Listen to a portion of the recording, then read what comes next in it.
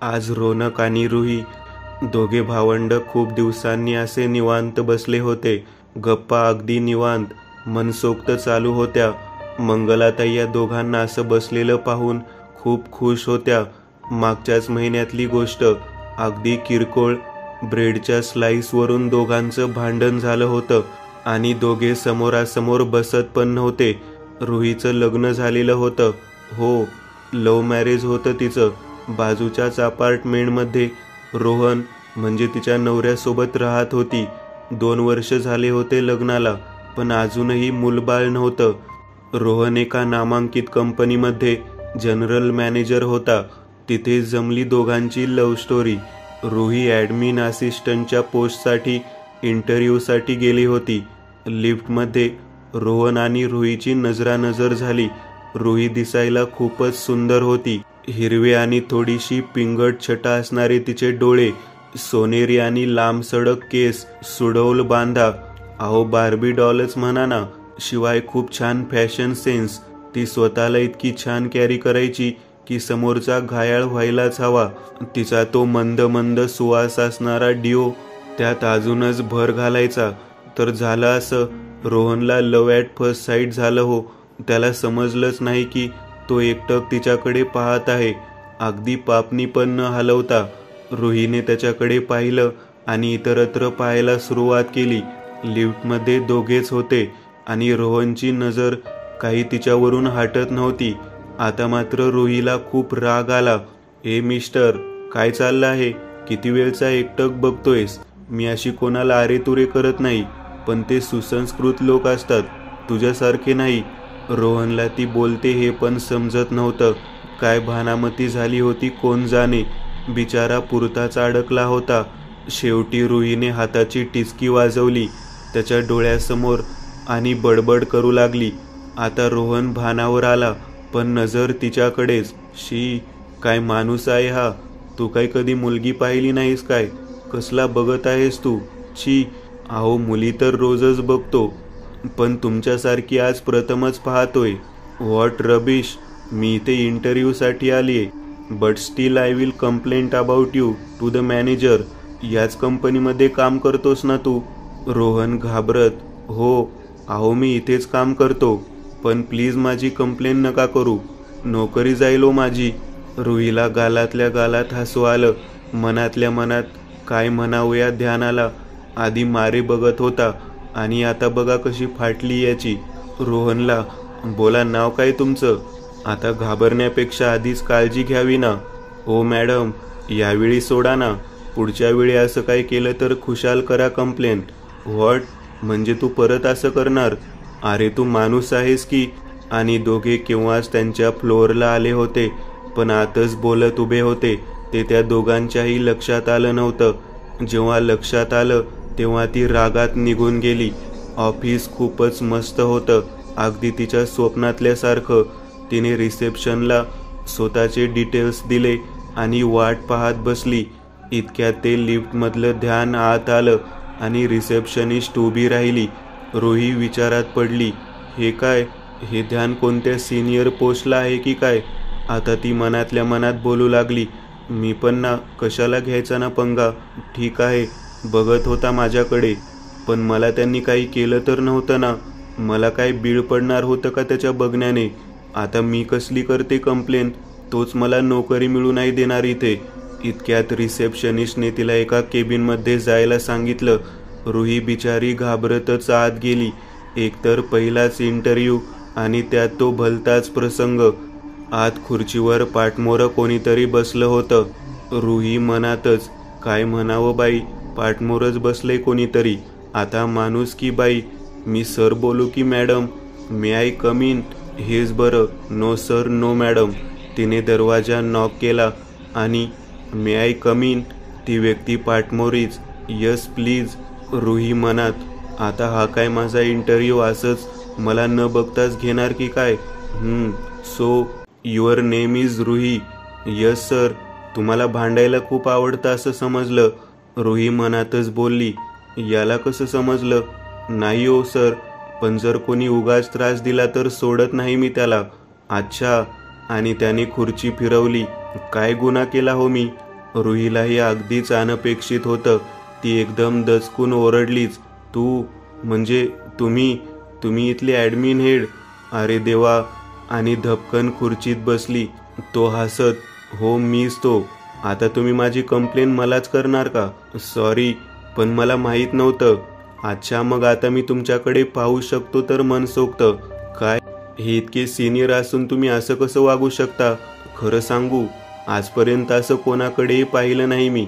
फक्त तूच मला असं करायला भाग पाडलंस. अगं, मुली स्वतःहून मागे लागतात माझ्या, पण मी बघत पण नाही. हे मात्र खरं, तू काहीतरी स्पेशल आहेस माझ्यासाठी. रुही चक्क लाजली. तिलाही तो आवडला होताच. अगं, तू किती ब्लश करतेस. मला माझं उत्तर मिळालं. बरं, कधीपासून करणार जॉईन? आणि काय अपेक्षा आहे सॅलरीची? मी फ्रेशर आहे, सो तुम्ही सांगाल तेव्हा जॉईन करेल. आणि salary as per company norms. I am impress. Great. मग नेक्स्ट वीकमध्ये करा जॉईन. तुमचं अपॉइंटमेंट लेटर देतो. बसा बाहेर थोडा वेळ. रुही एकदम खुश झाली होती. Thank you so much sir, and sorry again. ती रिसेप्शनला जाऊन बसली. अगदी अर्ध्या तासात तिला तिचं लेटर मिळालं. खूप आनंदात ती घरी आली. घरी सगळ्यांना सांगितलं. सगळे खुश झाले की फर्स्ट इंटरव्ह्यूमध्येच मॅडमला जॉब मिळाला. पण त्यांना हे नव्हतं माहीत की तिला त्याच मीटिंगमध्ये तिचा भावी साथी पण मिळाला. रुहीने ऑफिस जॉईन केलं आणि तिसऱ्याच दिवशी रोहनने रुहीला प्रपोज केलं. आणि एक क्षण पण वाया न घालवता ती हो बोलली. पण या सगळ्यात रोनक काही खुश नव्हता, कारण रुही त्याला सोडून जाणार होती. खूप प्रेम होतं रोनकचं त्याच्या बहिणीवर, पण शेवटी तिच्या सुखासाठी तो तिच्या लग्नाला तयार झाला. रोनकचं संध्यावर खूप प्रेम होतं आणि ती एका अपघातात मरण पावली होती. रोनक रुहीच्या लग्नानंतर पूर्णपणे एकटा झाला होता. तो कोणाशी जास्त बोलत नसे. एकटाच कुठेतरी एकटक बघत बसायचा. त्या दिवशी मंगलाताई रोनकला ब्रेड आणायला पाठवलं. तेव्हा शनी अमावस्या होती. रोनक त्याच्याच तंद्रीत चालला होता. त्याने ब्रेड घेतला आणि एका जागेवर त्याच्या हातून तो पडला. त्याने उचलला आणि पिशवीत घेऊन घरी आला. येताना त्याला सतत कोणीतरी त्याच्या मागे येत आहे असं वाटत होतं. त्याने खूप वेळा मागे बघितलं, पण तिथे कोणीच नव्हतं. घरी गेल्यावर तो डायरेक्ट टेरेसवर गेला. रुही नुकतीच आईकडे आली होती. मंगलाताई म्हणाल्या, अगं रुही, हा रोनक बघ ना कधीचा गेलाय ब्रेड आणायला. आज सँडविच करणार होते ग त्याच्या आवडीचे. सगळी तयारी झालीये, पण बघ ना हा अजून आलाच नाहीये. अगं येईल ग, कोणीतरी भेटला असेल, मग ते बोलत असेल. हो, कदाचित तसंच असावं. इतक्या टेरेसवर जोरजोरात ओरडायचा आवाज आला. दोघी घाबरून पळतच टेरेसवर गेल्या. समोरचं दृश्य काही भयान होतं. रोनक हातातला ब्रेड अगदी हावऱ्यासारखा खात होता आणि बोलत होता, तू माझा ब्रेड का घेऊन आलास? आता मी तुला नाही सोडणार. मग रोनकच त्याच्या स्वतःच्या आवाजात, ए कोण तू? तुझा कसला ब्रेड? हा माझा ब्रेड आहे. आईने आणायला सांगितला. तू का असा चुरा केलास त्याचा? आता आई चिडेल ना. ती सँडविच कशाचं करेल आता? दे माझा राहिलेला ब्रेड. आणि हे बोलणं होत असताना रोनकचा चेहरा अगदीच भयानक दिसत होता. त्याचे डोळे मध्येच मोठे मोठे होत होते. तो स्वतःलाच तोंडावर, हातावर, पायावर ओरखडत होता. त्यातून खूप रक्त येत होतं. त्याच्या केसांचे पुंजके ओढून बाजूला टाकलेले होते. डोक्यातून पण रक्त येत होतं. तो मध्येच रडत होता, मध्येच भयानक हसत होता. रुही आणि मंगलाताईंना काहीच समजत नव्हतं. हे काय चालू आहे? मंगलाताईंनी देवघरातून माळ आणली आणि रोनकच्या गळ्यात टाकली, तर तो रागात त्यांच्यावर धावून आला. काय ग ये थेरडे, माझ्या गळ्यात कसली ग माळ घालतेस?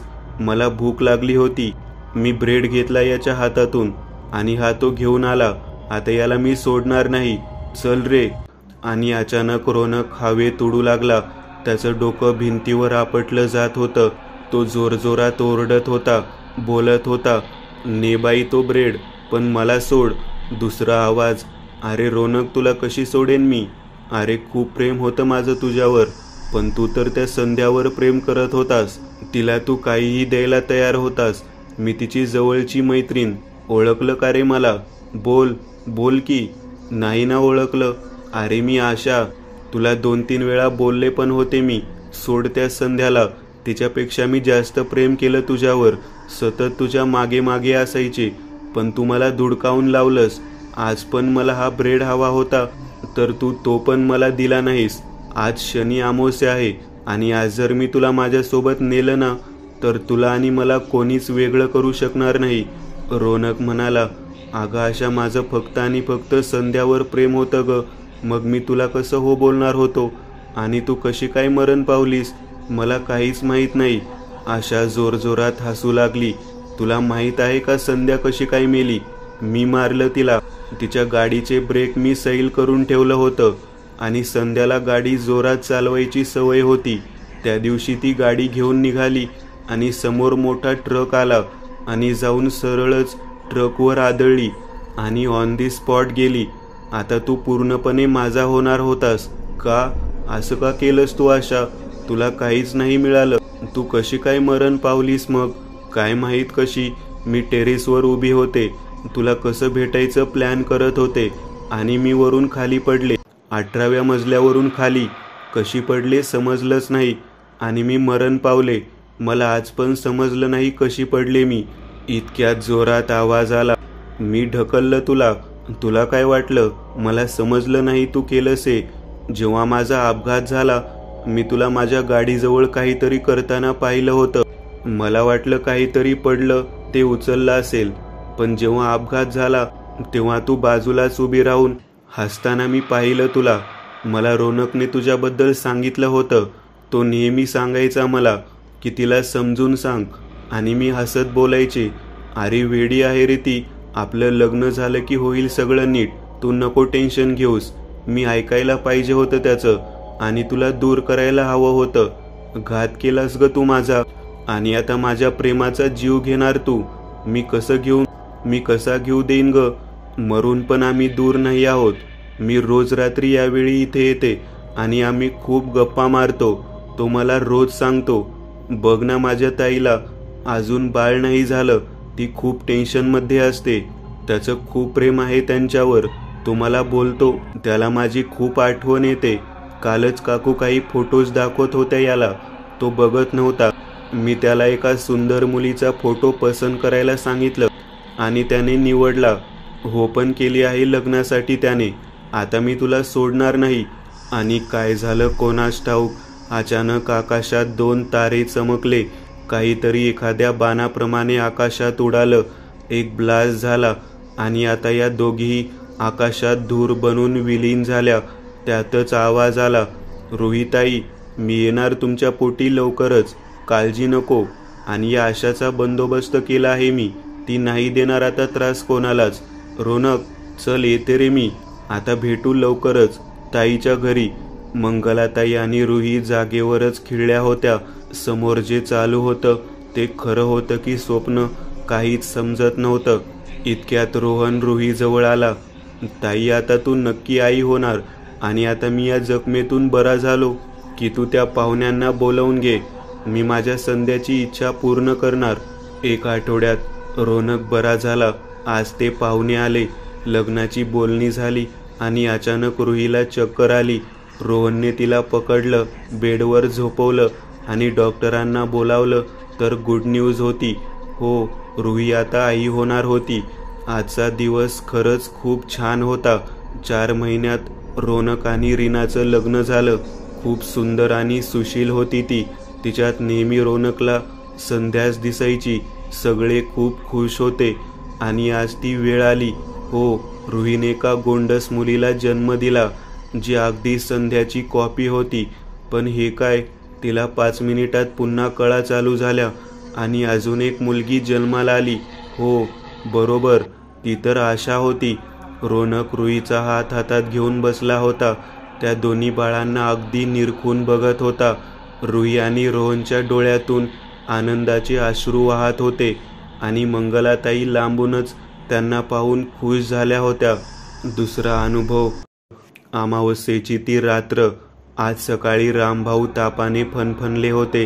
त्यांची बायको उषा त्यांना उठवायचा खूप प्रयत्न करत होती, पण ते जागचे हालत पण नव्हते.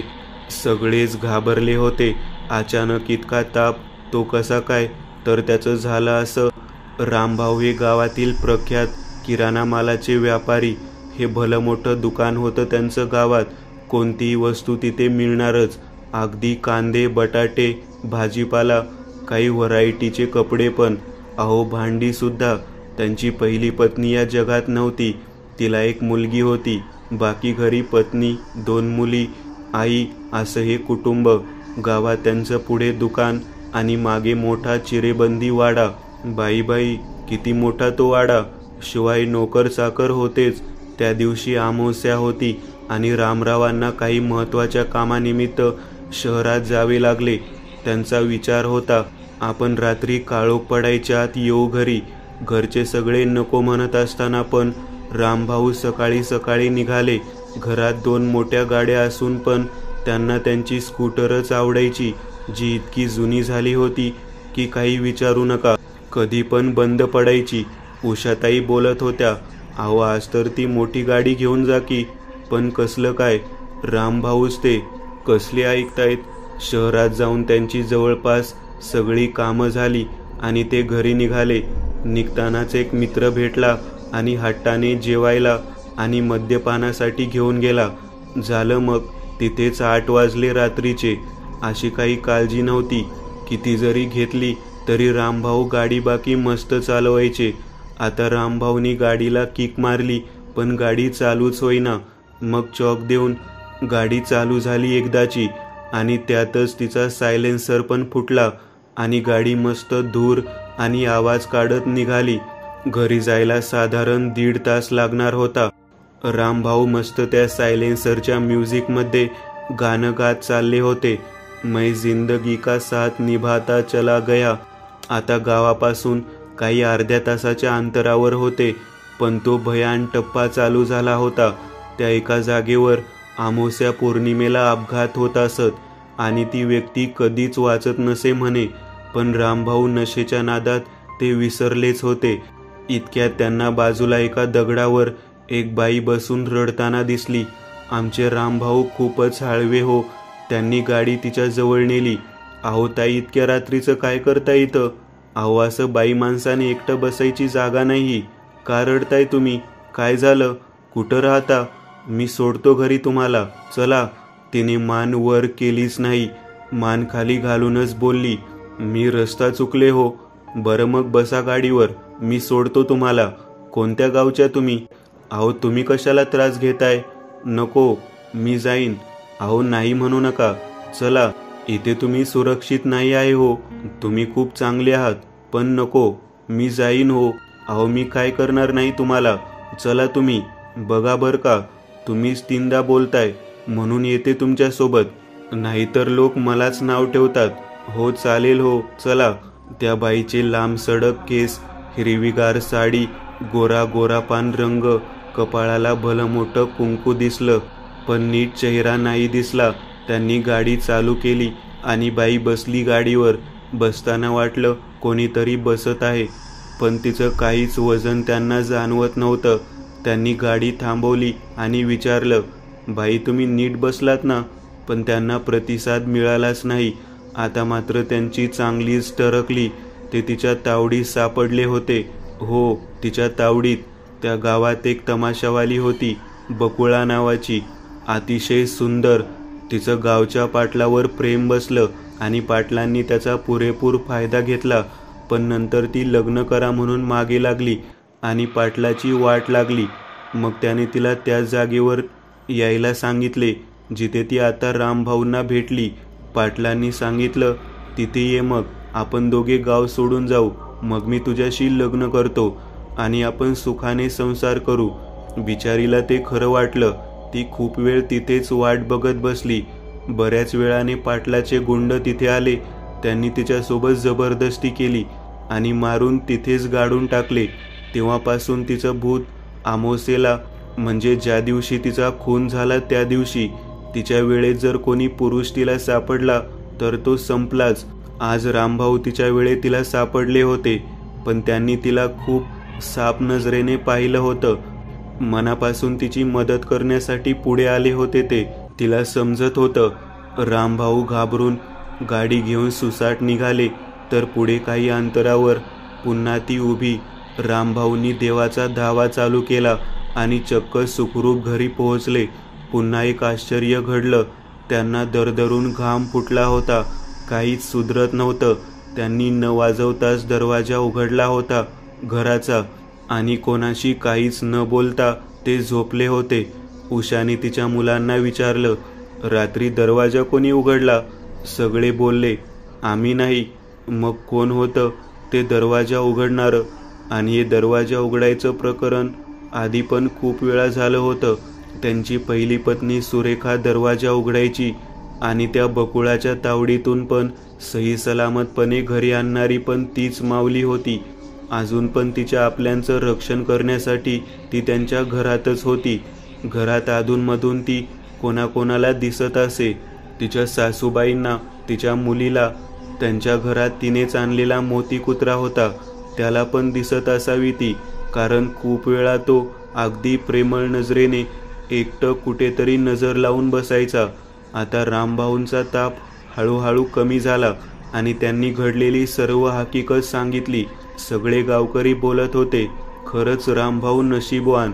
इतक्या वर्षात फक्त हाच वाचला आहे. बाकीचे सगळे कुठे गायब झाले पत्ताच नाही. खरंच किती नशीबवान ना.